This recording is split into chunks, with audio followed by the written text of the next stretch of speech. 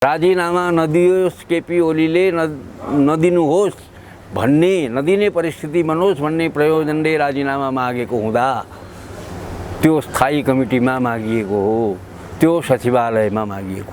राजीनामा मागेको हुन्थ्यो भने संसदीय दलमा मागिन्थ्यो भने त मैले राजीनामा दिँदैन, यो राजीनामा दिन बाध्य छैन, राजीनामा दिन बाध्य हामी बनाउन सक्दैनौँ, त्यो किसिमको समर्थन हामीलाई छैन संसदीय दलमा। न संसदीय दल आह्वान गर्नुहुन्थ्यो उहाँहरूले। सजिलै बुझिँदैन यो कुरा, सामान्य कुरा होइन यो।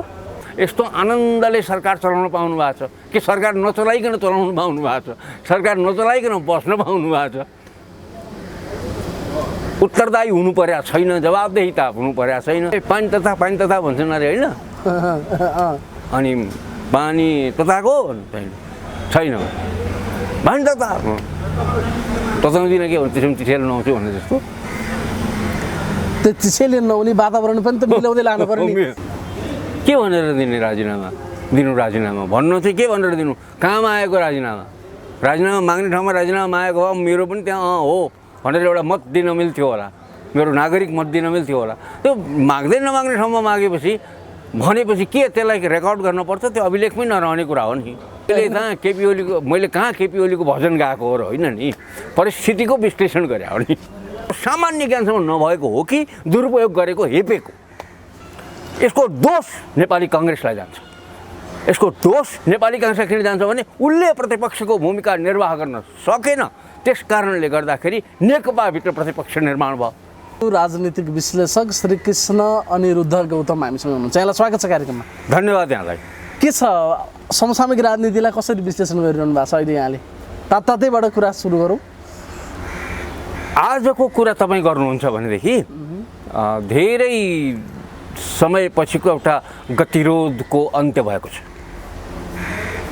प्रधानमन्त्री केपी शर्मा ओली र भारतीय प्रधानमन्त्री नरेन्द्र दामोदर दास मोदीका बिचमा टेलिफोन वार्ता भएको छ, कुराकानी भएको छ भारतीय स्वतन्त्रता दिवसका अवसरमा।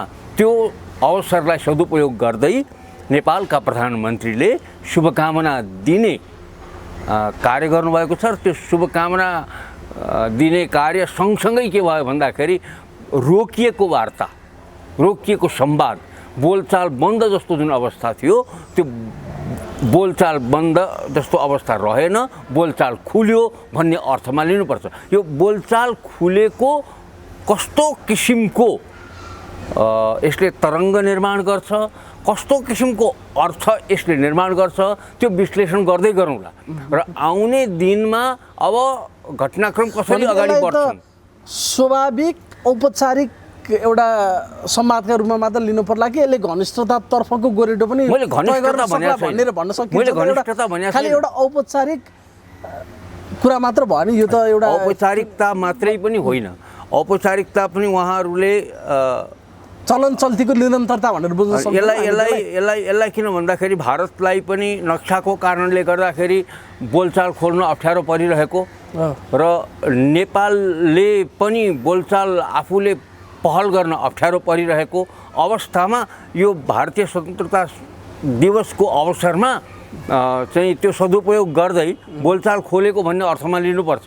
के छ भन्दाखेरि एकदमै सहृदयतापूर्वक एकदमै राम्रो अवस्था फेरि निर्माण भइहाल्छ भन्ने होइन, तर भारतसित माथिल्लो स्तरमा बोलचाल खोल्नु आवश्यक थियो, त्यो बोलचाल खोलिएको छ भन्ने अर्थमा लिएको। खालि यसलाई एउटा सकारात्मक सूचकका रूपमा मात्र हामीले हेर्न पर्यो होइन? यसलाई एउटा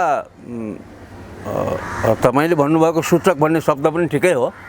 यसलाई चाहिँ के छ भन्दाखेरि अब अगाडि अलिकति पहल गर्ने हो भने सकारात्मक दिशातिर जान सक्छ। जस्तै मैले के सुनेको छु भने पर्सि 17 तारिक भारतीय राजदूत, नेपाल स्थित भारतीय राजदूत र हाम्रो परराष्ट्र सचिव का बिचमा पनि यो ओभरसाइटको लागि चाहिँ संवाद भइरहेछ, कुराकानी हुने चाहिँ चर्चा चलिरहेको छ। त्यस कारणले गर्दाखेरि यस लगत्तै त्यो अनि बिस्तारै बिस्तारै अरू पक्षमा पनि कुराकानीहरू, बातचितहरू खुल्दै जाला भन्ने अपेक्षा गर्न। अब यो नेपाल भारत सम्बन्धका बिचमा आएको दरार र त्यसमा सुरुवात भएको सकारात्मक कडीका रूपमा यहाँले आजको तातो खबर सुनाउनु भयो। यता अवरुद्ध वार्ता सुरु भयो बोलीचालीकै माध्यमबाट पनि नेपाल र भारतका बिचमा। यता सत्तारूढ नेकपामा पनि करिब करिब त्यस्तै स्थिति 8-10 दिनदेखि भइरहेको छ। त्यो पनि करिब सकारात्मक बाटोतर्फ गएको हो कि भन्ने जस्तो देखिन्छ। कार्यदल गठन भयो अरे के भयो अरे, कसरी हेर्नु भएको छ नेकपाभित्रको आन्तरिक विषयलाई चाहिँ यहाँले? मैले नेकपाभित्रको विषयलाई तपाईँहरूले साँच्चै भन्नुहुन्छ भनेदेखि यसमा थुप्रै यो उहरू खर्च भएको छ, कागज खर्च भएको छ, यसमा थुप्रै टेलिभिजन क्यामेराको समय खर्च भएको छ, थुप्रै अनलाइन मिडियाहरूले यसमा चाहिँ आफ्नो समय खर्च गरेका छन्। धेरैले यो समयको सदुपयोग वा म त यसलाई दुरुपयोग भन्छु, दुरुपयोग गरेको छ। यस विषयलाई लिएर जुन कुरा हुनै नहुनुपर्ने कुरा हो, हुँदै नहुनुपर्ने कुरामा हामीले निरर्थक समय व्यतीत गरेका छौँ। के छ भन्दाखेरि हामीलाई यो विषय चाहिएकै होइन। हामीलाई अहिले मसलाको रूपमा अथवा यो आफ्नो चर्चालाई अगाडि बढाउनका लागि यो विषय चाहिएकै होइन, तर यो निरर्थक विषय, नचाहिँदो विषय अगाडि आएको हो। त्यो त उनीहरूले ल्याए नि त, उनीहरूले ल्याएका कारणले गर्दाखेरि विषय आयो नि। उनीहरूले ल्याइदिएकोले गर्दाखेरि उस्तो विषय भनेको होइन। देश महामारीमा छ, कसरी कोभिडसँग लड्ने, कसरी के गर्ने, बाढी पहिरो हरेक दिन यस्तो गइरहेछ, लौ न कसरी रोकथामका विषय गर्ने भन्ने विषयमा बहस चलाउन हामीलाई पनि मन थियो नि त। तर त्यतिखेरदेखि अध्यादेश आउँछ, त्यतिखेरदेखि पार्टी फुटाउने चलखेल सुरु हुन्छ, त्यतिखेरदेखि के रे विषय त उनीहरूले ल्याइदिएका हुन् नि त। यो विषय त हो त्यसमा कुनै पनि विवाद छैन, त्यसमा दुईमत पनि छैन।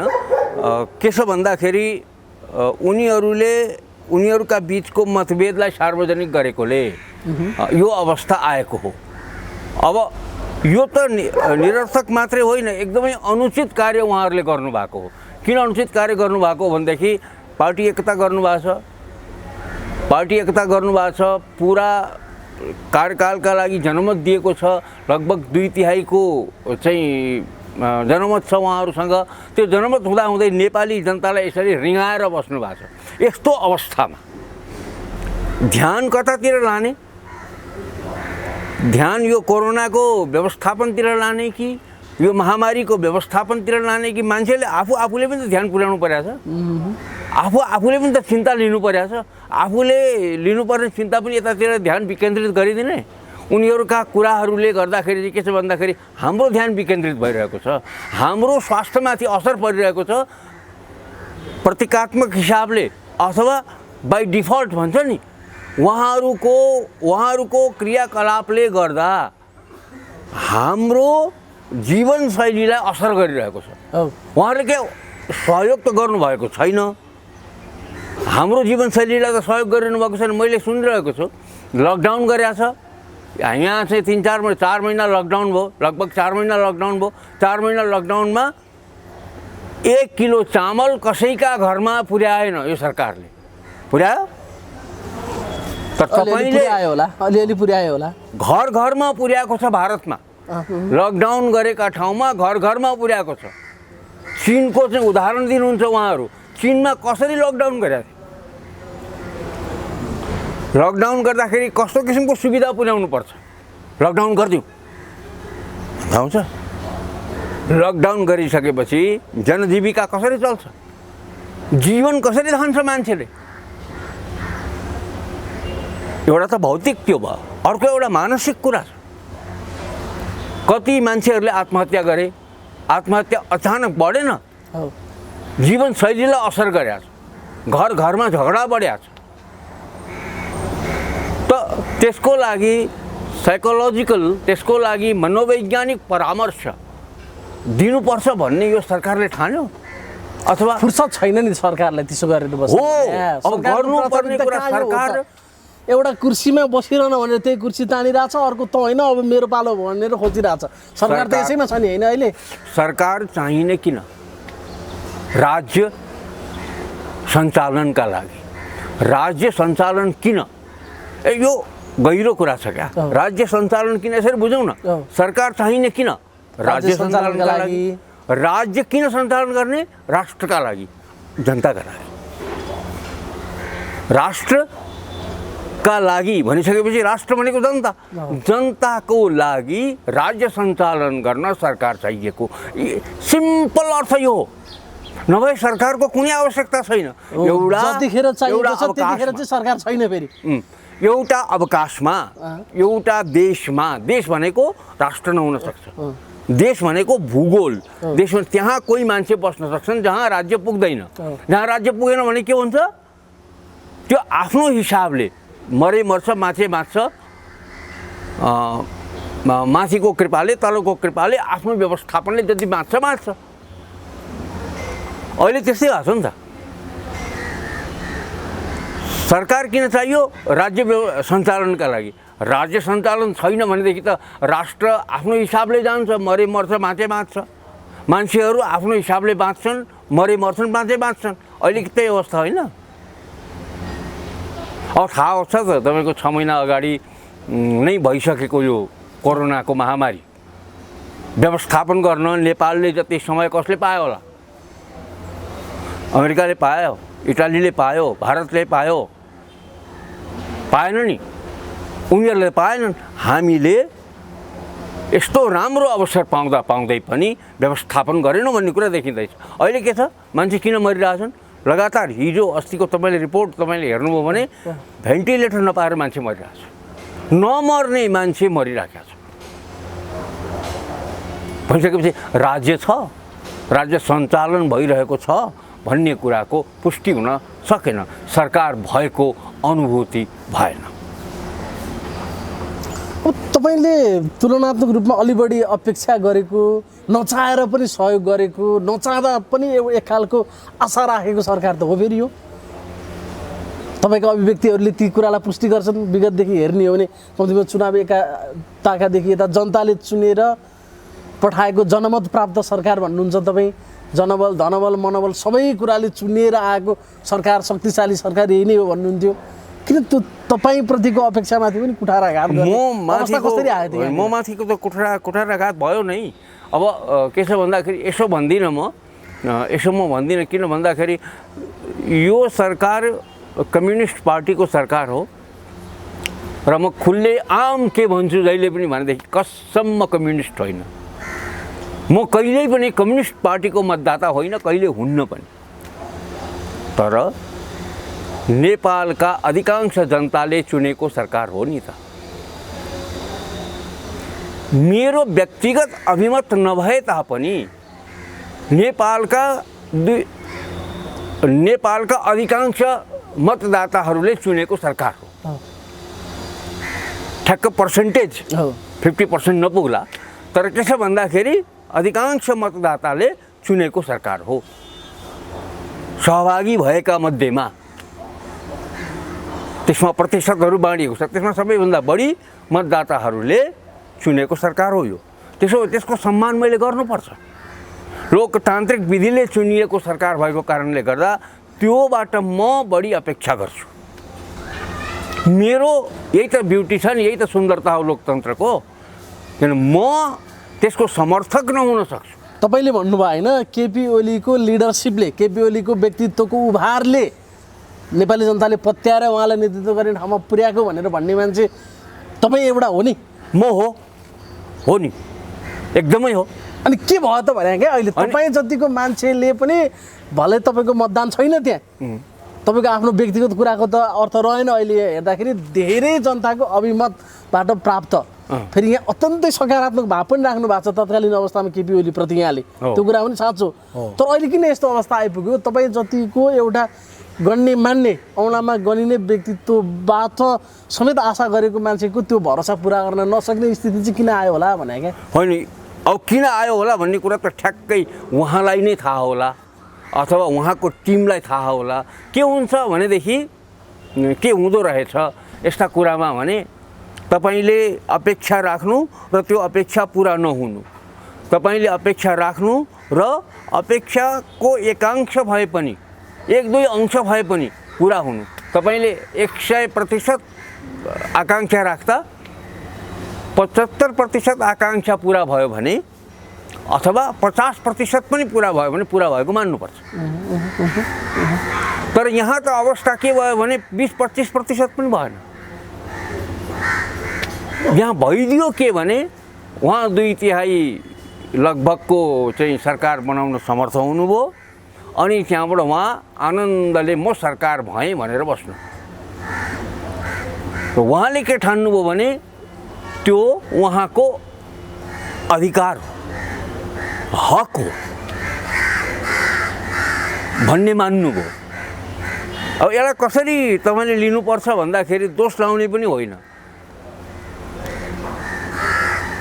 उहाँहरूको जुन व्यवस्थापन छ नि, उहाँहरूको जुन व्यवस्थापन छ, जुन सरकार राज्य सञ्चालन गर्दाखेरि कसरी व्यवस्थित हुनुपर्छ भन्ने कुराको ज्ञान उहाँहरूलाई भएन। भनेको राज्य यो आफै हुन्छ भन्ने ठान्नुभयो। 2/3 भइसकेपछि यो सबै कुरा आफै हुँदै जान्छ भन्ने ठान्नुभयो। ठेक्का चाहिँ प्राप्त गरेँ मैले, ठेक्का पाए अनुसारको काम चाहिँ मैले अब गर्नु पर्दैन, अहिलेकै नेपालका ठेकेदारै जस्तो भयो होइन। त्यो आफै काम हुँदै जान्छ भन्ने ठान्नुभयो क्या। 2/3 दिने काम जनताले गरे, म 2/3 को चाहिँ नेता भएँ, नेता भइसकेपछि म प्रधानमन्त्री भएँ। म प्रधानमन्त्री भएपछि मैले बोलेका वाक्यहरू सबै ब्रह्मवाक्य हुन्। सुन्नुहोस्, मैले बोलेका वाक्य सबै ब्रह्मवाक्य हुन् र त्यो ब्रह्मवाक्य भनेको यति मन्त्रतुल्य हुन्छन्, त्यो बोल्दा साथै लागु हुन्छ, अनि क्रियान्वयनमा जान्छ। त्यो ठ्याक्कै वरदान दिँदाखेरि हुन्थ्यो नि पहिला पौराणिक कालमा चाहिँ तपाईँको वरदान दिँदाखेरि तुरुन्तै प्राप्त हुने भन्ने हुन्थ्यो नि, हो त्यस्तो उहाँले ठान्नुभयो। त्यस्तो त हुँदैन, कर्म गर्नुपर्छ, काम गर्नुपर्छ। काम चाहिँ गर्न सकेन, काम चाहिँ गर्नु भएन। काम त गरेको देखिराख्नु भएको छ तपाईँले कस्तो खालको काम गर्दै हुनुहुन्छ उहाँहरू। 2 वर्ष पुगेदेखि उहाँहरूले गर्न थाल्नुभएको, हल्लाउन थाल्नुभएको देश होइन अविश्वास प्रस्ताव। ठ्याक्कै 2 वर्ष पुगेकै दिनदेखि सुरु भएको छ। फेरि हिसाब किताब हेर्ने हो भने तपाईँले पनि ख्याल गर्नुभएको छ, मान्छे कुरेर बसेको रहेछ नि 2 वर्ष कसरी हल्लाएर बस्ने, अब कसरी हल्लाउने भनेर अर्को पक्ष, म कसरी नहल्लिने भनेर। नहल्लिने भनेको केही पनि नगर्ने भनेको 2 वर्ष इसारा छँदैछ, कसैले हल्लाउन सक्दैन। 2 वर्षसम्म काम गर्नु परेन, 2 वर्षदेखि हल्लाउन थाले, एउटा कसरी हल्लाउने भनेर लागिरहेछ, कसरी समाउने भनेर एउटा पछि लागिरहेछ। सुन्नुहोस्, अब बाँकी 3 वर्ष बित्ने यसै गरी हो। अब मिठो कुरा भन्छु तपाईँलाई, 2 वर्षसम्म कसैले हल्लाउन सक्दैन, किनभने मैले पनि के हल्लाउन नसकेपछि काम गर्नु पर्दैन। म त हट्ने होइन, 2 वर्षसम्म मलाई कसैले हल्लाउन सक्दैन, म हट्ने होइन भन्ने भावमा उहाँ बस्नुभयो। एक तपाईँले मलाई क्रेडिट दिनुभएको छैन, म त धेरै आशा गर्ने मान्छे उहाँबाट। आशा गर्ने मान्छे मात्रै होइन, केपी ओलीको सरकारले अहिले काम गर्न नसक्नुको एउटा नैतिक दोष त तपाईँले पनि लिनु पर्यो नि। चुनावको बेलामा त्यो जनमत निर्माण गर्नको लागि म चाहिँ त्यो पार्टीमा भोट हाल्दिनँ, तर जित्ने चाहिँ यही पार्टीले हो, केपी ओलीकै नेतृत्वले हो भनेर भनेको त्यो बोलीले नैतिक जिम्मेवारी लिनु पर्दैन भने। अब जित्यो पनि नि त, जित्यो पनि, त्यो जिताउनलाई पनि तपाईँको बोलीले काम गरेछ अलिकति भए पनि। त्यसरी त आरोप लगाउन पाइँदैन। के छ भन्दा जिताउन भन्दा पनि के भएको हो भन्दाखेरि जित्ने परिस्थिति छ भनेको हो। किनभने नेपालीको यो मतदाता साइकोलोजी के छ अरे भने मेरो भोट खेर नजाओस् भन्ने आम साइकोलोजी छ। यो के हुन्छ भने त्यो बेलामा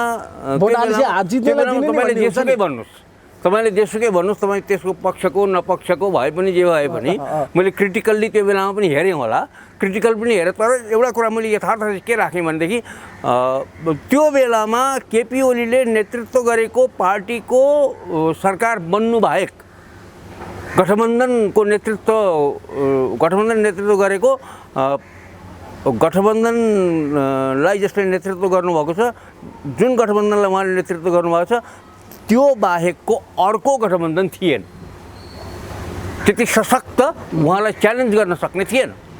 त्यो परिस्थिति चाहिँ मैले राखेको हो।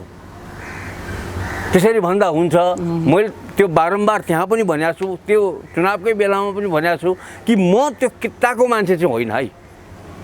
त्यो कित्तामा लगेर चाहिँ मलाई नराखिदिनु होला। म किन भन्दाखेरि त्यो राजनीतिक आइडियोलोजीमा, त्यो राजनीतिक सिद्धान्तमा विश्वासै गर्दैन। म त्यो किताको होइन, तर अब देश चाहिँ यही किताले नेतृत्व गर्छ भन्नेसम्म तपाईँले भन्नुभएको छ। त्यो परिस्थिति छ भनेको हो र त्यो भयो पनि त्यस्तै। तर अहिले काम हुनु अघि के भन्दै हुनुहुन्थ्यो, काम हुन नसक्नुको पछाडिको कारण चाहिँ काम हुन नसक्नुको पछाडिको कारण चाहिँ के हो भन्दाखेरि 2 वर्षसम्म उहाँले के ठान्नुभयो भने मलाई कसैले हल्लाउन सक्दैन, हल्लाउन नसकेको 2/3 सरकार पो हो त भन्ने खुब चल्यो नि त्यो बेलामा। 2 वर्ष त्यसरी गयो। 2 वर्ष त्यसरी गयो। अनि 2 वर्ष ठ्याक्क पुरा भयो, अनि हल्लाउन सुरु गरे, अनि हल्लाउन सुरु गरेपछि हल्लाएर काम गर्न दिएनन् भन्ने भयो। हिजो हल्लाउन सक्दैनन्, हल्लाउन नसक्ने कारणले गर्दाखेरि काम किन गर्नु पर्यो भन्ने भयो। अहिले के भयो भने अहिले हल्लाएर काम गर्न दिएनन् भन्ने बहाना त दुइटै भयो नि। अब यसमा चाहिँ यो 2 वर्षको पिरियडको प्रतिपक्षको अलिकति समीक्षा गरौँ, सत्ता पक्षकै भित्र जन्मेको अर्को प्रतिपक्षको अहिले कुराकानी गरौँ। यसलाई हेर्दा चाहिँ कसरी हेर्ने अब यो दुईटा पावरलाई चाहिँ? अब यस्तो छ के भन्दाखेरि प्रतिपक्ष जुन छ, प्रतिपक्ष त झन्डै केपी ओलीले भने जस्तै जुन संसदको प्रतिपक्ष छ, केपी ओलीले कुनै बेलामा भनेको तपाईँलाई सम्झना होला, नेपाली काङ्ग्रेस भनेको त सहयोगी दल हो भन्नुभएको छ। उहाँले सम्झना छ कि छैन तपाईँलाई? बिल्कुल बिल्कुल। उहाँको अपेक्षा अनुसारै, उहाँले आशा गरे अनुसारै भइदियो। अझ त्योभन्दा बढी पनि अघि बढ्न पनि खोज्यो अगाडि, र उसले केपी ओलीको एउटा सहयोगीको भूमिका, सरकारको सहयोगीको भूमिका, अकर्मण्यताको सहयोगीको भूमिका निर्वाह गर्यो। ऊ आफू पनि अकर्मण्य भयो। अहिले भर्खर तपाईँलाई सम्झना होला नि त प्रतिपक्ष कस्तो छ भनेर। अहिले विभाग गठन गर्दैछ। अब अहिले विभाग गठन गर्ने, फागुनमा महाधिवेशन गर्ने, अहिले विभाग गठन गर्ने भनिसकेपछि कति कर्मशील रहेछ त, कति कर्मण्य रहेछ त भन्दाखेरि त्यो सम्पूर्ण उदाहरण त अगाडि नै भनेको सरकारको अकर्मण्यताको विरोध गर्ने त्यो गुन्जाइस, त्यो धरातल, त्यो नैतिकता नै नेपाली काङ्ग्रेस भन्ने पार्टीसँग छैन। नैतिकता भन्दाखेरि पनि उसले आफूले नै छैन। उसको आफ्नो कर्म नगरिसकेपछि सरकारको अकर्मण्यता देख्छ र उसको कर्म गरेन भन्ने कुराको उदाहरण त यही हो नि। चाणक्यले भनेका छन् प्रत्यक्षलाई प्रमाण चाहिँदैन। तपाईँ मेरो अगाडि अहिले प्रश्न गर्दै हुनुहुन्छ, मेरो अगाडि एउटा क्यामेरा छ भन्ने कुरा प्रत्यक्ष हो नि, प्रत्यक्ष हो नि। यसलाई तपाईँले प्रमाण खोज्नु, यहाँ क्यामेरा छ भनेर प्रमाणित गर, तपाईँ मलाई प्रश्न गर्दै हुनुहुन्छ भन्ने प्रमाणित गर भन्न पाइँदैन। प्रत्यक्षलाई प्रमाण चाहिँदैन भने जस्तै नेपाली काङ्ग्रेसले गर्नुपर्ने आफ्ना कर्म कर्तव्यहरू गरेन भन्ने कुराको उदाहरण के हो?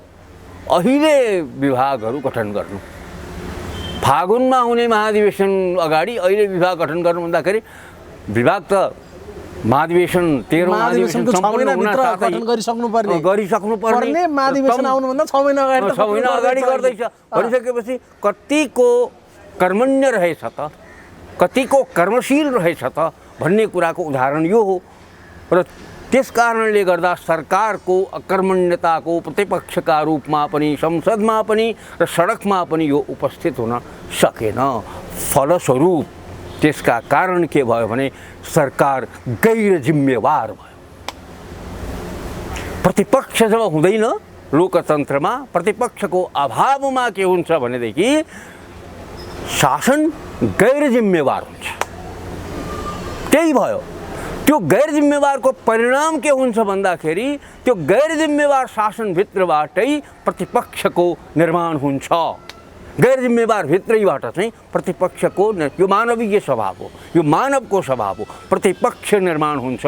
त्यसै गरी अहिले प्रचण्ड, माधव कुमार नेपाल, झलनाथ खनाल, वामदेव गौतम आदि गरिएका प्रतिपक्षहरूको निर्माण नेकपाभित्र भयो। यसको दोष नेपाली काङ्ग्रेसलाई जान्छ। यसको दोष नेपाली काङ्ग्रेसलाई किन जान्छ भने उसले प्रतिपक्षको भूमिका निर्वाह गर्न सकेन। त्यस कारणले गर्दाखेरि नेकपाभित्र प्रतिपक्ष निर्माण भयो। नभए त नेकपा एकजुट हुन्थ्यो नि त, नभए नेकपा एकजुट हुन्थ्यो, प्रतिपक्ष सशक्त भएको भए। अनि उसले काम गर्नु पर्थ्यो। सबभन्दा महत्त्वपूर्ण कुरा के छ भन्दाखेरि प्रतिपक्ष सशक्त भएको भए सरकारले राम्रो काम गर्थ्यो। गर्नु बाध्य हुनुपर्छ। किन भन्दाखेरि ऊ एकजुट हुनुपर्छ। ऊ बाहिरबाट हल्लिन सक्ने सम्भावना हुन्छ, भित्र एकजुट हुनुपर्छ। भित्र एकजुट भइसकेपछि काम गर्नुपर्छ। नेकपाका मान्छेलाई यति कुरा पक्का छ कि हाम्रो भित्र जति भाँडभैलो जे लफडा भइरहेछ हामीलाई त्योभन्दा बढी नेपाली काङ्ग्रेसमा पक्का हुनेवाला छ। त्यो हामीलाई कुनै चुनौती छैन भन्ने त्यो कारणले ढुक्क छन् होइन। जतिसुकै भाँडभैलो भए पनि नेकपाभित्र हाम्रो विकल्प छैन भन्ने भयो। सुन्नुहोस्, नेकपालाई के भयो भन्दाखेरि नेकपालाई के मेसेज गयो, के सन्देश गयो भने हामीले जतिसुकै भाँडभैलो गरे पनि केपी ओली जतिसुकै गैर जिम्मेवार भए पनि मेरो विकल्प छैन। प्रचण्डलाई लाग्यो हामीले जतिसुकै भाँड भैलो गरे तापनि अब नेकपाको विकल्प छैन, नेपाली काङ्ग्रेसले गरी खाँदैन, पार लगाउँदैन, त्यस कारणले गर्दा हामीले जे गरे पनि हुन्छ, जतिसुकै गैर जिम्मेवार भए पनि हुन्छ भन्ने सन्देश गयो, भन्ने अर्थ लाग्यो र त्यही किसिमको व्यवहार गरे। काम नभएको कारण त्यो हो। नेपाली काङ्ग्रेसले प्रतिपक्षले निर्वाह गर्नुपर्ने भूमिका सशक्त रूपमा नगरेको कारणले गर्दा, सशक्त के नगरेको कारणले गर्दा यस्तो सशक्त भन्ने शब्दै राख्नु परेन, त्यहाँ राख्नु परेन, आवश्यक भएन। सामान्य पनि गरेको छैन, प्रतिपक्षले जे गर्नु प्रतिपक्षले जे भूमिका निर्वाह गर्नुपर्थ्यो त्यो गरिदिएन, त्यस कारणले गर्दाखेरि यो अवस्था आयो भने पनि सत्ता पक्षमा लाग्यो, जे गरे पनि हुने भयो। अब प्रतिपक्ष छैन, केही गर्ने वालै छैन, फेरि बिचमा के काण्डहरू आयो नि, बालवाटारदेखि लिएर यता वाइट बडीसम्म सबैमा अन्तिममा गएर शेरबहादुर देउवाको नाम आइहाल्दो रहेछ। विशेषलाई नाम जोडिने अनि जोडिसकेपछि चुप लाग्ने। त्यस कारणले गर्दाखेरि सरकारले काम गर्न सकेन। अब बाँकी 3 वर्ष 2.5 वर्ष जति छ, त्यो चाहिँ कसरी बित्ला? अब यसरी नै बित्ने। अब के छ भन्दाखेरि यो कोरोनाको चल्छ होला अलिकति। अब यो वर्ष त गइ नै गयो भने पनि भयो, कोरोनाले बचाउँछ 1 वर्ष, कोरोना वर्ष 1 वर्ष, अनि 1 वर्ष अरूलाई मार्ला सरकारलाई बचाउँछ। सरकारलाई चाहिँ काम गर्न नपाएको बहाना कोरोनाकै व्यवस्थापन गरेर बसिरह्यौँ भन्ने चाहिँ चाहियो। अर्थतन्त्रमाथि आउने असर, मान्छेले पाउने जुन जनजीविका सम्बन्धी कष्ट, बेरोजगारीको समस्या, यो सबै कुरा चाहिँ कोरोनाका कारणले गर्दा आयो भन्ने एउटा बहाना सरकारले पाउने भयो। यही बहाना सबैले पाउने भए, यो बहाना सबैले पाउने भए। अब यस पछाडि के हुन्छ त भन्दाखेरि, अब यस पछाडि लगत्तै आउने भनेको यदि कोरोनाको भ्याक्सिन फेला पर्यो, खोप फेला पर्यो र केही कथन यो कमी हुँदै आयो भनेदेखि तुरन्तै अब स्थानीय निर्वाचन आउँछ। अब पहिला त सबैको ध्यान नेपाली काङ्ग्रेसको महाधिवेशनतिर जान्छ। नेकपामा पनि होला महाधिवेशन, नेकपा महाधिवेशनको कुरा हुन्छ, तर पहिला नेपाली काङ्ग्रेसमा सबैको ध्यान जान्छ। एकपटक सबैतिर ध्यान जान्छ, किनभने त्यो सुविस्ता छ नि नेपालीहरूलाई त्यस्तो गर्नलाई। सबैको ध्यान त्यतै जान्छ, अखबार पनि त्यतै लाग्छन्, अनलाइन मिडिया पनि त्यतै जान्छ, जे इस्यु आयो त्यतैतिर लाग्छन्। अनि त्यसले 5-6 महिना लगिदिन्छ, 2-3 महिना लान्छ। नेपाली काङ्ग्रेसले 3 महिना धान्छ हामीलाई, होइन? 3 महिना धान्छ। अनि त्यस पछाडि नेकपाको महाधिवेशनको कुरा आउँछ, अनि स्थानीय निर्वाचन आउँछ, अनि स्थानीय निर्वाचनको 1 वर्षपछि त फेरि निर्वाचनै आइहाल्छ। भन्दाखेरि अब त निर्वाचन, महाधिवेशनै महाधिवेशन, निर्वाचन आउँदै काम किन गर्नु पर्यो? सरकारतिर सम्झिने मान्छे, सरकारतिर काम किन गर्नु पर्यो भने अब के छ भन्दाखेरि काम नगर्ने, कसरी हुन्छ काम छल्ने, कसरी हुन्छ काम नगर्ने, कसरी हुन्छ कार्यक्षमता प्रदर्शन नगर्ने, कसरी हुन्छ झगडा गर्ने। बालुवाटारमा कति लाजमर्दो कुरा हेर्नुहोस्, धुम्मा राईको अफिस बन्द गरेर बालुवाटारमा चाहिँ सचिवालयको मिटिङ, स्थायी कमिटीको मिटिङ, अब केन्द्र समितिको मिटिङ पनि बालुवाटारै गर्ने होला। लाज लाग्दैन है? शरम छैन? कसको हो त्यो? के का लागि हो? त्यो त प्रधानमन्त्रीको सचिवालय हो, प्रधानमन्त्रीको निवास हो। त्यो फेरि नेकपाको मात्रै होइन, यो पहिल्यै काङ्ग्रेसले लगाएको छ, काङ्ग्रेसले सुरु गरिदिएको। त्यो त सबै कुरा उतैबाट सिक्दै आयो नि। सिकाउने त्यो त गुरु नेपाली काङ्ग्रेसै हो। अब यसो गर्यो भनेर गाली गर्ने नैतिक धरातल पनि नेपाली काङ्ग्रेस त्यो कुरा। अहिले लफडा भएको पनि त बिपीको पाला के गरेको थियो आफ्नै दाजुभाइले भन्दा रहेछन् क्या नेकपाका मान्छेले अहिले। एकदमै कुनै पनि उदाहरण बाँकी छैन। के कुरामा प्रतिस्पर्धा छ यहाँ भने बडो गजबको प्रतिस्पर्धा छ। के कुरोको प्रतिस्पर्धा छ भने कति खराब है, यस्तो खराब त भन्दा त म कमै खराब हो नि, तँलाई मैले उछिन्नु पर्ने भने जस्तो गरेर खराबको प्रतिस्पर्धा, कमसलको प्रतिस्पर्धा यो सच्याउनु पर्छ।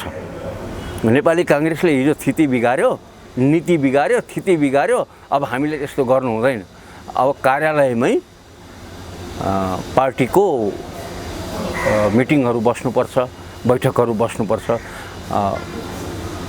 सिंहदरबार, बालुवाटार भनेको त्यो राज्यको अफिसियलको लागि हो, त्यो चाहिँ राज्यका पदाधिकारीको लागि हो, राज्य सञ्चालक पार्टीका लागि होइन, अथवा अपोजिसन पार्टीको लागि होइन, राज्य सञ्चालक पार्टीको लागि होइन भन्ने कुराको सामान्य ज्ञानसम्म नभएको हो कि दुरुपयोग गरेको हेपेको, दुईटा हो। या त सामान्य ज्ञानै नभएको हो, सामान्य ज्ञान सक्दैनौ, त्यति त थाहा छ यिनीहरूलाई, त्यति त थाहा छ नि त, किनभने चल्छ, उसले पनि गरिरहेको थियो, अर्कोले पनि गरिरहेको थियो, मैले त गर्नु हुँदैन, अब मैले गर्नु मनोविज्ञान त हो होइन, मैले गर्नु हुँदैन, मैले नगरेपछि अर्कालाई गर्न अप्ठ्यारो हुन्छ, त्यतातिर गएन, त्यतातिर गएन, त्यसले पनि गरेको थियो, त्यसले गर्यो, त्योभन्दा मैले फरक काम गरेर गर्नुपर्ने काम गरेर यसलाई म लज्जित पार्छु भन्नेतिर गएन, त्योभन्दा निर्लज्ज भएर अगाडि बढ्यो, त्यो समस्या हो। राम्रोमा होइन, खराबका लागि खराबको प्रतिस्पर्धा। अन्त तपाईँले अगाडि बढ्नुभयो, जे नहुनु पर्थ्यो त्यो गरिरहेछन्। यो अध्यादेशदेखि यतै जतिखेर कोरोना महामारी सुरु भयो त्यता अर्को महामारी उनीहरूले सुरु गरिहाले, अहिलेसम्म त्यसको टुङ्गो लागेको छैन। प्रधानमन्त्री पनि पार्टी अध्यक्ष पनि हटाउनुपर्छ भन्ने खालका कुराहरू चलिरहेको थिए। अब अलिकति यो कार्यदल गठन भइसके पछाडि चाहिँ नेकपाभित्र अब के हुन लाग्यो, भले यो हुन नहुने विषय भयो भनेर यहाँले भन्नुभएको छ, यसले चाहिँ के सङ्केत गर्छ? यो त मैले बारम्बार यो कुरा मैले बारम्बार लेखेर रिजेक्ट गरेको छ दुई तिनवटा कुरा। यदि प्रधानमन्त्री हटाउने हो भने प्रधानमन्त्री हटाउने नियतै होइन, खालि बार्गेन मात्रै हो, खालि चाहिँ घुर्क्याएको हो, बार्गेन भन्दा घुर्क्याएको मात्रै हो भन्ने कुरा अर्थ कसरी लाग्यो मलाई भने यो कुरा सचिवालयमा उठ्ने कुरा होइन, प्रधानमन्त्रीको राजीनामा भनेको, प्रधानमन्त्रीको राजीनामा भनेको स्थायी कमिटीमा उठ्ने होइन, केन्द्रीय कमिटीमा उठ्ने पनि होइन। प्रधानमन्त्रीको राजीनामा भनेको संसदीय दलमा उठ्ने कुरा हो। संसदीय दलले बनाएको हुन्छ, संसदीय दलले नै हटाउने हो। संसदीय प्रथामा जनताबाट चुनिएर आएको दलहरूको एउटा संसदीय दल हुन्छ, त्यो संसदीय दलले आफ्नो नेता चुन्छ, त्यो नेता प्रधानमन्त्री हुन्छ। संसदीय दलले, सत्ताधारी दलको संसदीय दलले त्यो नेता त्यहाँबाट हटाइदियो भनेदेखि, नेतालाई पराजित गर्यो भनेदेखि, नेता त्यहाँबाट विस्थापित गरिदियो भने, अर्थात् नेता हटाइदियो भने के हुन्छ भने प्रधानमन्त्री स्वतः जान्छ, स्वतः जाने कुरा हो। त्यो तपाईँको राजीनामा दे, यसो गर त्यसो गर भनेको त घुर्क्याएको, दलाली गरेको, धम्क्याएको, जे भने पनि हुन्छ। वास्तवमा प्रचण्ड नेपाल गुटले केपी ओलीको राजीनामा मागेको हुन्थ्यो भने संसदीय दलमा पेश हुन्थ्यो, संसदीय दल आह्वान हुन्थ्यो, अनि नपाउने ठाउँमा अनि कस्तो नकचौरो पारा देखाएको त त्यसो भए? यति कुरा पनि थाहा छैन त उनीहरूलाई। सर्वसम्मत रूपमा माधव नेपालको प्रस्तावमा पुष्पकमल दाहालको समर्थनमा भएको होला मलाई लाग्छ, उनी संसदीय दलको नेता पनि सर्वसम्मत रूपमा भएर प्रधानमन्त्री बनेका हुन् नि त, त्यतातिर उनीहरू जानेवालै छैनन् संसदीय दलमा। संविधानले कसलाई चिन्छ भन्ने हो क्या, संवैधानिक पद हो नि त्यो त, संवैधानिक पद हो नि। पार्टीको सभापति चाहिँ संवैधानिक पद होइन, पार्टीको आन्तरिक मामिला हो, तर प्रधानमन्त्री चाहिँ संवैधानिक पद हो। संवैधानिक पदको संवैधानिक व्यवस्था हुन्छ। त्यो संविधानले कसरी चिन्छ भन्दा संसदीय दलको नेता हो भनेर चिन्छ। संसदीय दलका नेता भएका कारणले ऊ प्रधानमन्त्री हो भनेर चिन्छ उसले। संविधानले चिन्ने चाहिँ त्यो हो, संविधानका आँखाले हेर्ने चाहिँ त्यो। उसको पार्टी अध्यक्षबाट राजीनामा देऊ भनेर अर्को ठाउँमा भनेको अर्कै कुरा हो, त्यो उनीहरूको आन्तरिक मामिला हो, संविधानले त्यसमा टाँसो राख्नु पर्दैन।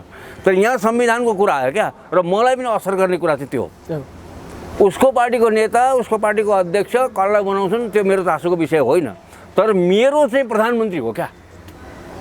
र मेरो प्रधानमन्त्री कसले बनाएको भने मैले भोट नहालेको दल नेकपा, त्यति बेलाका एमाले र माओवादी, यी दुईटैलाई मैले भोट नहालेको हो। तर यो चाहिँ यो देशको सरकार बनाउने दल हो, त्यस कारणले गर्दा त्यो सरकार मेरो सरकार हो।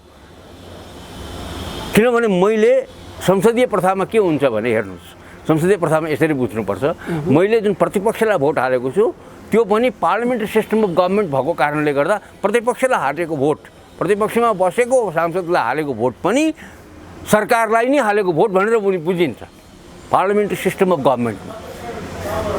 किन पार्लियामेन्टमा त मेरो भोट छ नि त, यो system parliamentary system of government हो। त्यहाँभित्रको मत विभाजनमा म अर्को मतमा पर्छु, मेरो मतलाई प्रतिनिधित्व अर्कोले गर्छ, त्यस कारणले गर्दा यो सरकार मेरो पनि छ। तपाईँको मत चाहिँ तर सरकार त तपाईँको पनि हो, मेरो सबैको नेपाली जनताको सरकार हो, प्रतिपक्षको पनि सरकार हो, सरकार चाहिँ प्रतिपक्षको पनि हो। प्रतिपक्षको सरकार होइन भन्न पाइँदैन, प्रतिपक्षको पनि सरकार हो। किनभने सरकारले दिएको सबै सुविधा प्रतिपक्षले पनि लिइरहेको हुन्थ्यो। प्रतिपक्षी दलको नेताले क्याबिनेट सरहको, क्याबिनेट मन्त्री सरहको चाहिँ सुविधा पाइरहेको हुन्छ। भनिसकेपछि के छ भन्दाखेरि सरकारले त्यो रिकगनाइज गरे भने त सरकारैमा हो त्यो। त्यही त अब यो कार्यदल गठन हुनुलाई चाहिँ कुन पक्षको जित या हारको रूपमा हामीले अर्थ हुन सक्छौँ त? दुवै पक्ष टस, केपी ओली त टसमसै भएनन् अहिलेसम्म, कम्तीमा यही एउटा कार्यदल गठन गर्न मात्र सहमत भए हेर्दाखेरि, नभए कहिले राजीनामा कहिले एक पदबाट कहिले दुई पदबाट के भएको यो चाहिँ? केपी ओली इतरको जुन गुट जुन छ, जुन पक्ष छ, त्यसको फेस सेभिङ हो मैले बुझेको। किनभने उनीहरूको अभियान त असफल भयो। उनीहरूको अभियान तपाईँले टसमस भएनन् भन्नुभयो नि, उनीहरूको त अभियान असफल हो। किनभने अभियान त असफल हुनु नै थियो, पहिलेदेखि भने मैले त पहिलेदेखि लेखिआएको छु अभियान असफल हुनु। किनभने विषय कहाँ थियो भने एउटा अध्यक्षले स्थगित गरेको बैठक अर्को अध्यक्षले गएर चलाए हो, भले त्यसको वैधतामा फेरि अर्को पक्षले गुटको भेला हो यो बैठक भनेर पार्टीले चिन्दैन भन्थ्यो हो। त्यही गुटले के भन्यो भने बहुमतले गरेको निर्णय अध्यक्षले मान्नुपर्छ भनेर पत्रकार सम्मेलन गरेर कुनै पनि बेला खराब अवस्था आउन सक्छ, तयार रहनु भनेर कार्यकर्तालाई पनि निर्देशन दियो भने करिब फुटको औपचारिक घोषणा बाहेक भए जस्तो देखिन्थ्यो उत्कर्षमा। एकाएक अब मिल्ने भयो, फेरि अब मिल्नुपर्छ जस्तो कुरा आएर कार्यदल गठन हुनु चाहिँ उनीहरूको अनुहार जोगाइदिए मात्रै हो। त्यसरी मैले चाहिँ पत्याएकै थिएन, अन्यथा नमान्नु होला। मैले योभन्दा अगाडि पनि लेखेको छु, भनेको छु। त्यसो भने प्रधानमन्त्रीले के भनेर राजीनामा दिने भनेर तपाईँले होइन, के भनेर दिने राजीनामा दिनु? राजीनामा भन्नु चाहिँ के भनेर दिनु? कहाँमा आएको राजीनामा? राजीनामा माग्ने ठाउँमा राजीनामा मागेको भए मेरो पनि त्यहाँ हो भनेर एउटा मत दिन मिल्थ्यो होला, मेरो नागरिक मत दिन मिल्थ्यो होला। त्यो माग्दै नमाग्ने ठाउँमा मागेपछि भनेपछि के त्यसलाई रेकर्ड गर्नुपर्छ? त्यो अभिलेखमै नरहने कुरा हो नि। प्रधानमन्त्रीको राजीनामा मागिएको थियो भन्ने कुरा त अहिले जुन कुरा छ, राजीनामा माग्ने गुटमा त ती तीनजना पूर्व प्रधानमन्त्रीहरू रहेछन् क्या। अनि मान्छे कुराहरू यिनीहरूलाई भने मान्छे प्रधानमन्त्रीको राजीनामा कहाँ मागिन्छ, संसदीय अभ्यास के छ, परम्परा के छ, कसरी कानुन के भन्छ, संविधान के भन्छ, उनीहरूले त यसरी बुझ्नु पर्यो। त्यसमा तपाईँको कुरा अनुसार त्यो राजीनामै मागेको थिएन, उनीहरूले घुर्की लगाएका थिए नि त। राजीनामा मागेको हुन्थ्यो भने किन ग्रिलिङ गरेर यो कुरालाई राजीनामा मागेको हुन्थ्यो भने संसदीय दलमा मागिन्थ्यो भने तपाईँले राजीनामा नमाग्ने प्रयोजनले मागिएको हुँदा, राजीनामा नमाग्ने, राजीनामा नदियोस् भन्ने प्रयोजनले राजीनामा मागिएको हुँदा यसरी भन्छु। राजीनामा नदियोस्, केपी ओलीले नदिनुहोस् भन्ने, नदिने परिस्थिति बनोस् भन्ने प्रयोजनले राजीनामा मागेको हुँदा त्यो स्थायी कमिटीमा मागिएको हो, त्यो सचिवालयमा मागिएको। त्यो भित्री मनसाय नै राजीनामा यसले राजीनामा दिँदैन, यो राजीनामा दिन बाध्य छैन, राजीनामा दिन बाध्य हामी बनाउन सक्दैनौँ, त्यो किसिमको समर्थन हामीलाई छैन संसदीय दलमा। न संसदीय दल आह्वान गर्नुहुन्थ्यो उहाँहरूले।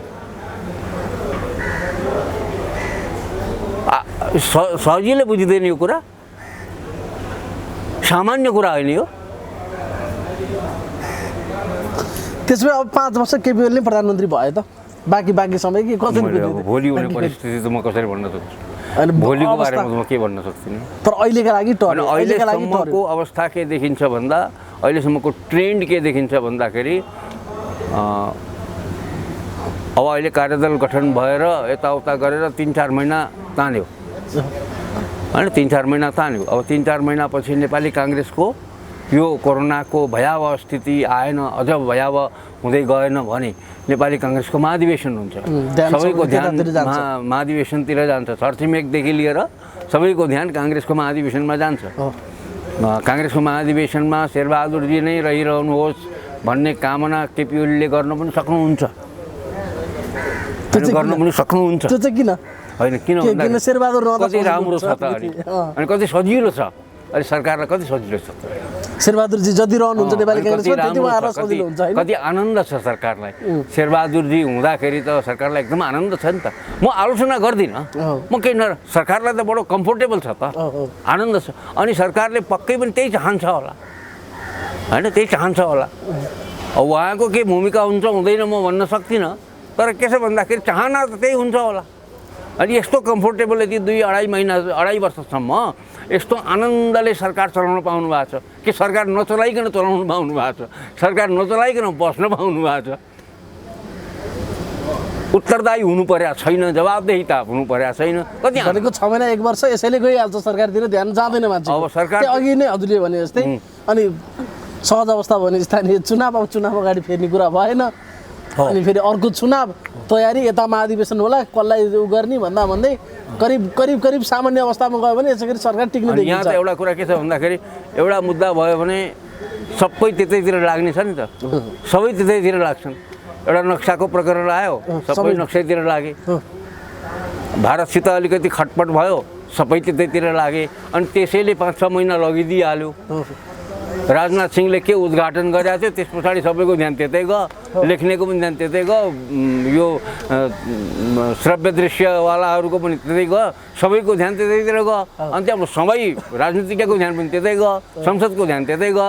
अनि त्यसै गर्दै अहिले अब यो त्यो पार्टीभित्रको खिचडो हो। पार्टीभित्रको खिचो पछाडि तपाईँ पनि लाग्नु भएको छ, म पनि लागेको छु, यो पनि लागेको छ, त्यो पनि लागेको छ। उसलाई त आनन्दसितले त्यो सबै खबरै त्यतैतिर चाहिँ गएको छ। अब यो कार्यदलले चाहिँ के गर्न सक्ला त, जब कि स्थायी कमिटीले गर्न सकेन, सचिवालयले गर्न सकेन। ए बाबा, अनि फेरि विवाद मिलाउने जिम्मा फेरि 2 अध्यक्षलाई नै भनेर पनि दिने हो किन? मेरो बेर छैन। तपाईँलाई त्यो एमसिसीको के भयो?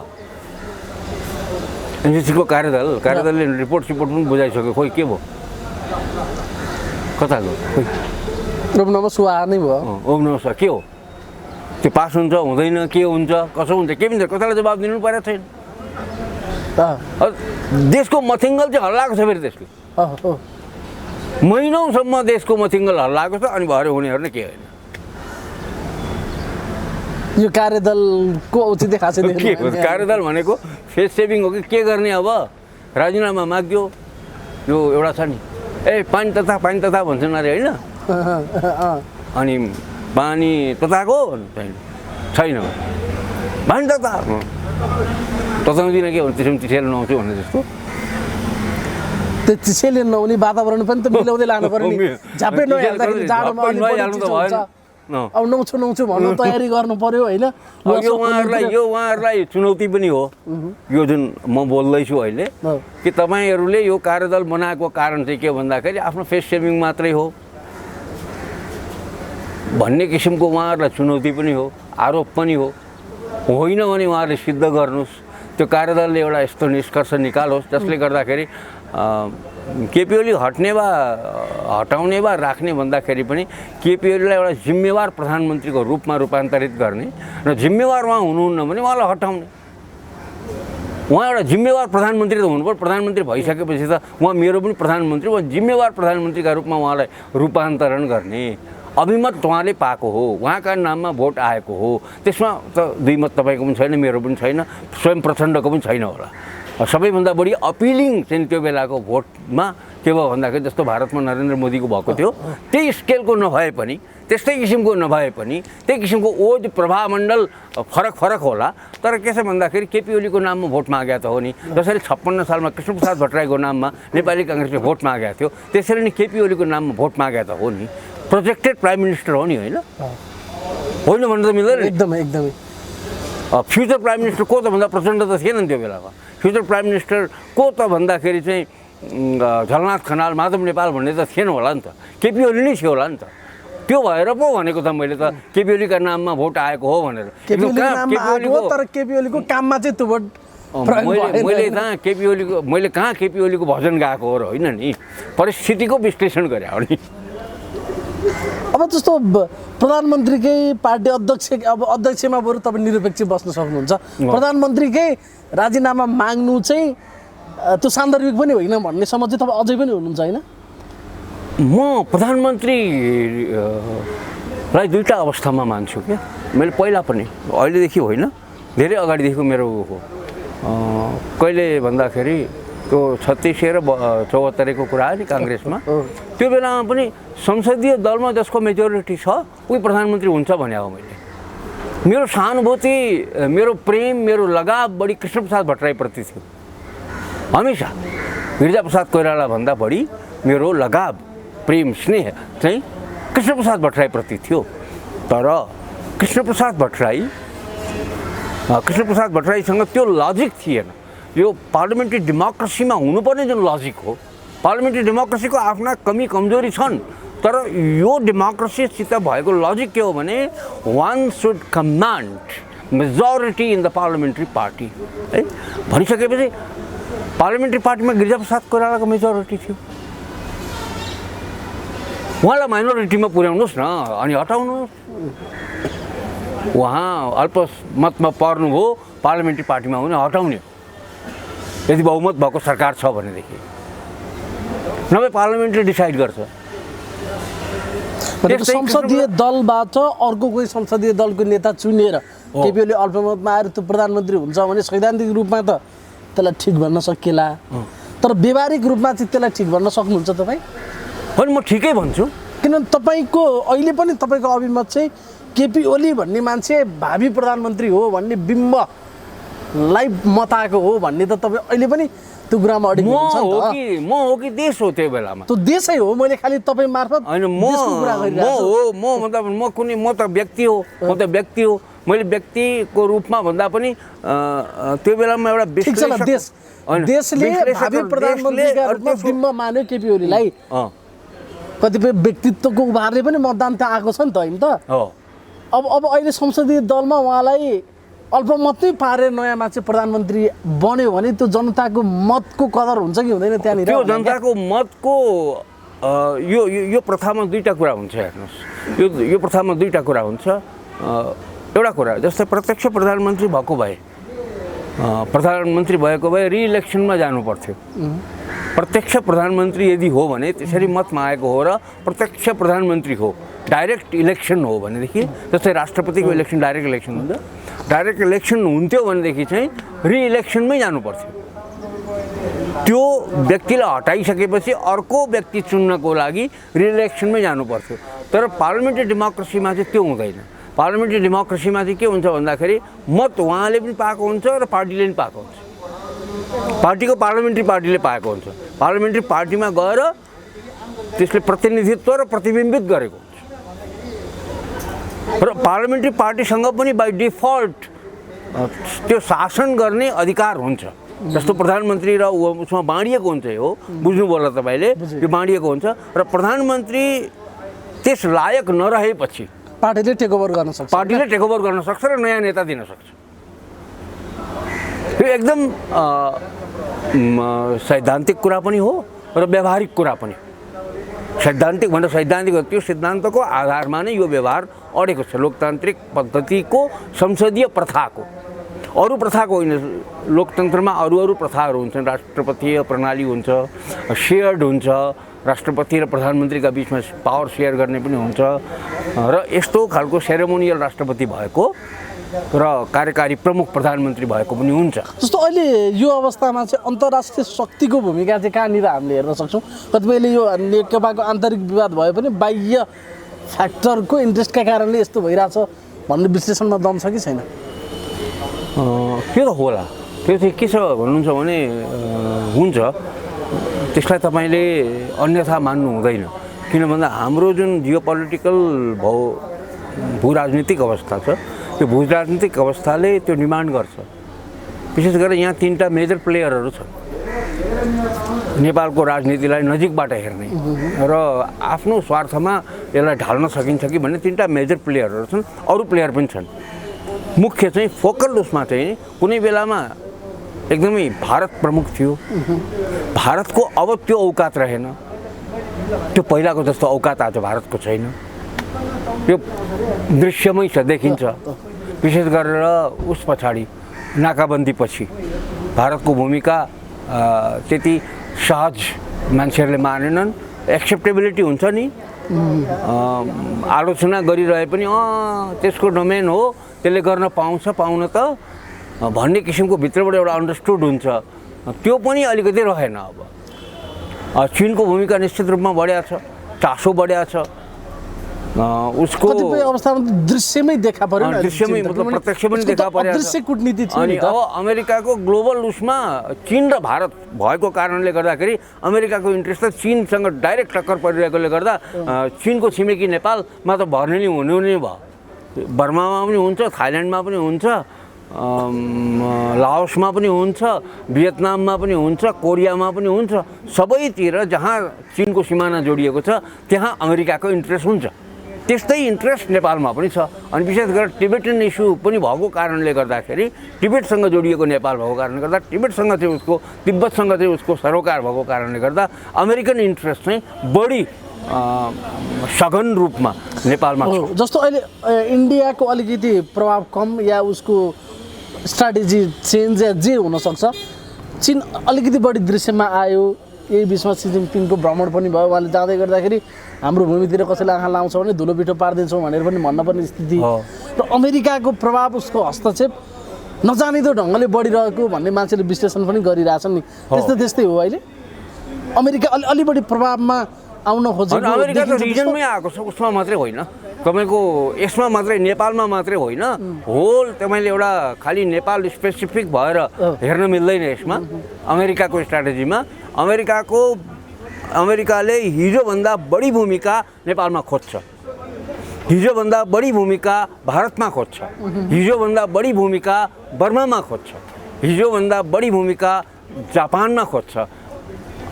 अमेरिकाले सर्वत्र हिजोभन्दा बढी चीनका वरिपरिका जति पनि देश छन् त्यहाँ चाहिँ आफ्नो भूमिका बढी खोज्छ।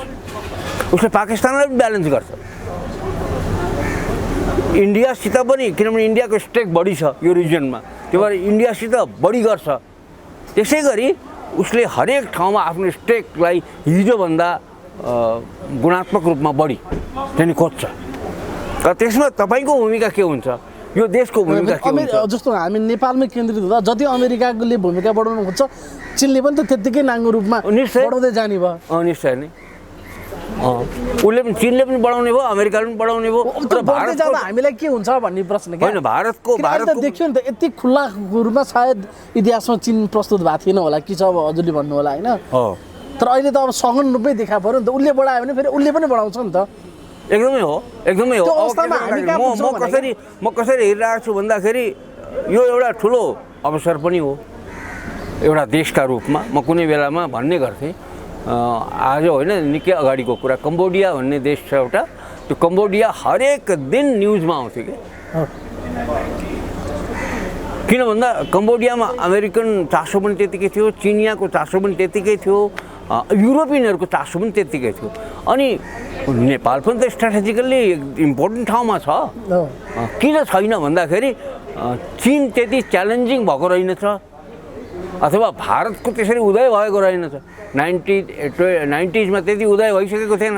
अब छरछिमेक जुन उदीयमान राष्ट्रका रूपमा र शक्तिशाली राष्ट्रका रूपमा हाम्रो छरछिमेकको उदय भएको कारणले गर्दा स्ट्राटेजिक इम्पोर्टेन्स चाहिँ नि जियो पोलिटिकल स्ट्राटेजिक इन्ट्रेस्ट चाहिँ बढेर गयो। अमेरिकाको इन्ट्रेस्ट त्यहाँ हुन्छ जहाँ शक्तिको छेउछाउमा बढी हुन्छ क्या। जहाँ शक्तिहीन छ त्यहाँ अमेरिकाको इन्ट्रेस्ट हुँदैन। स्ट्राटेजिकल्ली त्यसले नेपालको हितमा यहाँका नेताले प्रयोग गर्न सक्यो भने त राम्रै होला। तर यहाँ त व्यक्तिगत स्वार्थ केन्द्रीयता हाबी छ नि त। त्यो कारणले गर्दाखेरि त फेरि हामीलाई असर गर्न हामीले यसरी हेर्छौँ। म चाहिँ यसरी हेर्छु कि म यसरी हेर्छु, एउटा एउटा सिनारियो राखिदिने हो, यसबाट तपाईँले ड्र गर्ने हो। हाम्रा नेताहरूमा त्यो क्षमता छैन भने हामीले लुज गर्छौँ। मतलब हाम्रो शासन व्यवस्थामा त्यो क्षमता छैन, त्यो क्षमता हामीले वृद्धि गरेनौँ हाम्रो मिडियामा, त्यसमा मात्रै होइन, यहाँको इन्टेलेक्चुअलमा। खालि सरकार मात्रै हो र, यहाँको इन्टेलेक्चुअलमा, यहाँको मिडियामा, यहाँका युनिभर्सिटीहरूमा, यहाँको जनस्तरमा त्यो क्षमता छैन भने लुज गर्छ। यो जुन स्ट्राटेजिक डिभिडेन्ड हामीले पाएको छ त्यो डिभिडेन्ड हामी लुज गर्छौँ। जस्तो अहिले पपुलेसनको जुन हाम्रो डिभिडेन्ड छ नि, यङ्गर पपुलेसन नेपालको बडो फर्चुनेट हौँ हामी। तर यो ऊर्जा जुन छ नि यङ्गर पपुलेसनको, यो तन्नेरी पुस्ताको, यो त उहाँ अरबमा खर्च भइरहेको, मलेसियामा, कोरियामा गइरहेछ। अनि त्यो तन्नेरी पुस्ताबाट पाउने जुन डिभिडेन्ड जुन छ त्यो रिमिटेन्स मात्रै भएको छ होइन। रिमिटेन्स पनि स्किल लेबरवाला मात्रै भएको छ, एकदम क्रिएटिभ किसिमको भएको छैन। अनि उमेर उतातिर गुजार्दैछ भनिसकेपछि तपाईँले लोएस्ट डिभिडेन्ड पाउँदै हुनुहुन्छ, लोएस्ट रिटर्न पाउँदै हुनुहुन्छ। त्यसै गरी यो जुन स्ट्राटेजिक इम्पोर्टेन्स तपाईँको बढेको छ, तपाईँको क्षमता वृद्धि गर्नु भएन भने, त्यो क्षमता वृद्धि गर्नु भएन भने यसको डिभिडेन्ड त पाउनुहुन्छ तर लोएस्ट हाइएस्ट। सबैको चासोलाई हामीले देश उपयोगमा क्यास गर्न सक्ने अवसर हुँदा हुँदै पनि हामीले त्यो लोएस्ट डिभिडेन्डमा जानुपर्ने बाध्यता छ। बाध्यता छ, हाम्रै कम क्षमताका कारणले गर्दा, हाम्रै क्षमताको कारणले गर्दा हामीमा त्यो क्षमता लाई वृद्धि गर्ने सचेतना नभएको कारणले गर्दा, यसरी राम्ररी भनौँ, त्यो सचेतनाको अभिवृद्धि भयो भने, अगाडि बढ्यो भने हामीले हाइएस्ट डिभिडेन्ड प्राप्त गर्न सक्छौँ।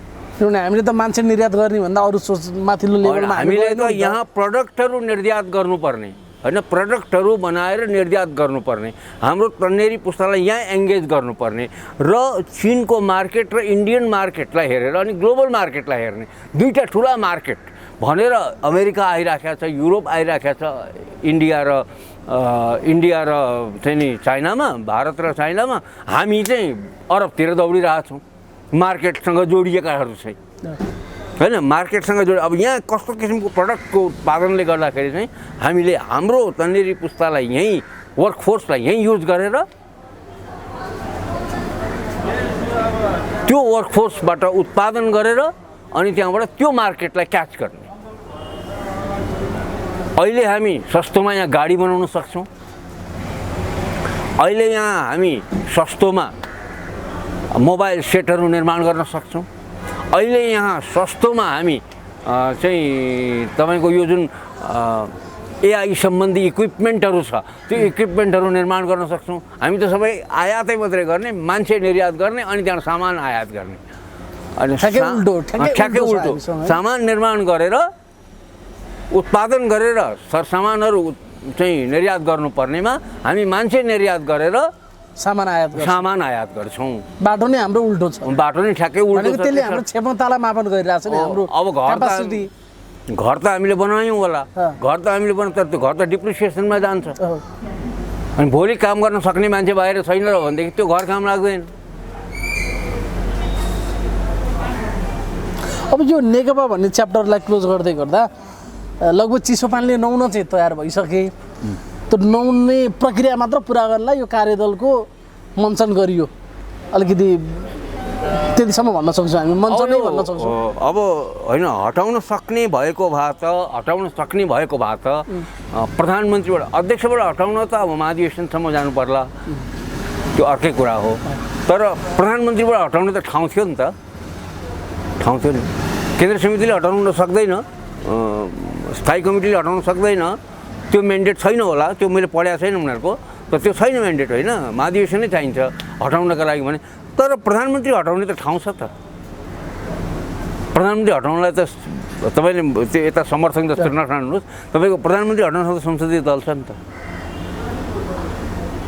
संसदीय दलमा मेजोरिटी छैन, उहाँहरूको बहुमत छैन भन्ने कुरा देखिएकोले गर्दाखेरि उहाँहरूले कार्यदल बनाउनु भएको हो भन्ने अर्थ लाग्दैन। थाहा हुँदाहुँदै पनि त्यहाँ आँट नगर्नु भनेको उनीहरू त्यसमा अल्पमतमा छन्। हो, अल्पमतमा नभएको भए त पटक्कै नरुचाएको मान्छे हो।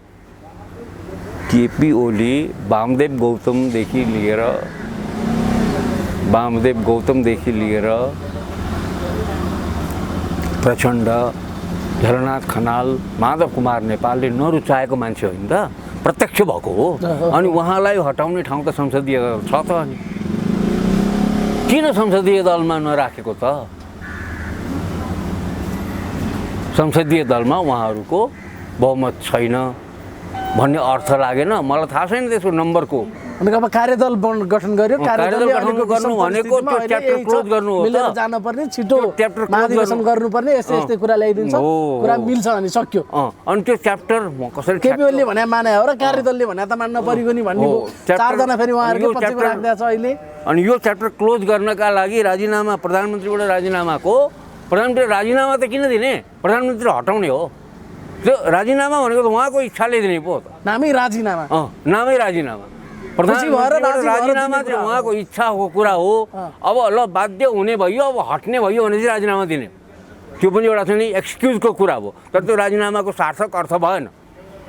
राजीनामाको अर्थ त मैले सकिनँ अथवा मैले गर्नु राम्रो भएन, म अर्कालाई दिन्छु भनेर राजीनामा गरिदिनु। अनि फेरि उहाँहरू पार्टी फुटाउनबाट जोगाउनलाई त्यस्तो गर्नुभएको अरे नि त। अहिले संसदीय दलमा लगेर उहाँलाई अल्पमत सिद्ध गरिदिने हो भने नेकपा एमाले भन्ने पार्टी दर्ता गर्नुभएको छ, झुल्के काम राखेर फेरि नयाँ दल खोलेर जानुहुन्छ। हामी त एकदम एकताको पक्षमा, बलियो एकताको पक्षमा छौँ भन्छ नि त ती तत्त्वहरू। फेरि भन्दाखेरि अब यो नसकेपछिको उदाहरणहरू अनेकौँ हुन सक्छन्, नसकेपछिका दृष्टान्त अनेक हुन सक्छन्। के छ भने सक्ने नि हो भने मेन स्ट्रिम पार्टी बनाएर लान्छ, फुटाएर लान्छ नि। के छ भन्दाखेरि फुटाउनेले फुटाएर लान्छ, त्यो फुटाउँछ फलाउनाले भनेर अनि उसलाई राख्नका लागि कार्यदल बनाउने हो त। त्यो तर्क चाहिँ तपाईँको त्यसमा प्रश्नोत्तर गर्ने हो र त्यसमा वाद विवाद गर्ने। त्यो चाहिँ उयो आँखामा छारो हाल्ने भने जस्तै मात्र तर्क हुँदैन। त्यो दम छैन त्यो तर्कमा। त्यस्तो हुँदैन। अब प्रधानमन्त्रीले प्रधानमन्त्रीले किन पार्टी फुटाउँछु भन्दैछन् त भन्दाखेरि फुटाउँछु भने प्रधानमन्त्री किन मसित मेजोरिटी छ भनेर होला, आफूसित मेजोरिटी छ भनेर होला। उनीहरूले नफुटाएर उसले फुटाउँछ भनेर डराएको कारण चाहिँ उसित मेजोरिटी छ भनेर होला। अर्थ त एउटै लाग्छ क्या। मेजोरिटी उहाँहरू हुन्छ भने त उहाँहरू हटाउनुहुन्छ नि त। त्यो त भयङ्कर यो खालको कुराले त केपीओलीलाई झनै शक्तिशाली बनाउनु लागेन र भने बनाउनु त लाग्यो त। त्यो म त चाहन्न। उनीहरू आफैले केपीओलीलाई थप शक्तिशाली बनाइदियो प्रहार गरेर। त्यो त म चाहन्न थिएँ। तपाईँले जेसुकै भने पनि म त एकदमै चेक एन्ड ब्यालेन्स भएको प्रधानमन्त्री केपीओली नै रहे पनि, जो रहे पनि एउटा चेक एन्ड ब्यालेन्स भएको, नियन्त्रणमा रहेको, कन्ट्रोलमा रहेको, पार्लियामेन्ट्री ओभरसाइट होइन, पार्लियामेन्टले चाहिँ ओभरसाइट गर्न सक्ने, हेर्न सक्ने र पार्लियामेन्ट्री पार्टीले पनि ओभरसाइट गर्ने खालको प्रधानमन्त्री मैले चाहेको, चेक एन्ड ब्यालेन्स गर्न सक्ने, जसले गर्दाखेरि त्यो उत्ताउलिएर अगाडि नबढोस्, अहङ्कारी नबनोस्, दम्भी नबनोस् र जनताको सेवा गरोस् भन्ने खालको प्रधानमन्त्री चाहेको। तर उहाँहरूले के गरिदिनु भयो भन्दाखेरि हो यस्ता किसिमका अभ्यास गरेर उहाँलाई यो पनि नमान्ने, यता पनि उहाँहरूले तल देखाइदिने, उहाँहरूलाई तल देखाइदिने, उता पनि तल देखाइदिने कामले गर्दाखेरि के हुने भयो भने उहाँ अझ अनियन्त्रित भएर म कसैलाई पनि टेर्दिनँ भन्ने अवस्थामा पुग्नुहुन्छ कि भन्ने डर लाग्यो। त्यतातर्फ झनै जाने सम्भावना देखियो। झनै जाने यत्रो प्रयास गर्दा नि केही गर्न सकेन। त्यस्तो खालको मलाई कसले के गर्न सक्दो रहेछ र भन्ने किसिमको फेरि घरिघरि यस्तो गर्ने कुरा पनि भएन नि त। आज गऱ्यो अब मिल्यो भनेपछि फेरि अर्को हप्तादेखि सुरु गर्न पनि नमिल्ला। कमसेकम 6 महिना त बस्नु पर्यो। 6 महिना त कुर्नु पर्यो। हो हुन्छ, साह्रै महत्त्वपूर्ण समय दिनुभयो। म यहाँलाई धेरै धेरै धन्यवाद दिन्छु। धन्यवाद।